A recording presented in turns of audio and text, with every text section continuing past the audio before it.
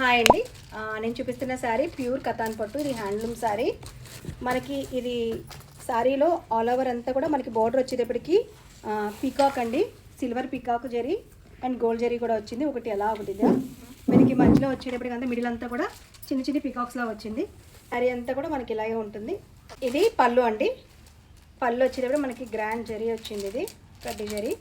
ఇది కలర్ కూడా orange colour అండి, చాలా బాగుంది. And silver peacock and gold peacock zari అండి. ఇదంతా కూడా మధ్య మధ్య అంతా కూడా పీకాక్స్ వీవింగ్ అంతా కూడా.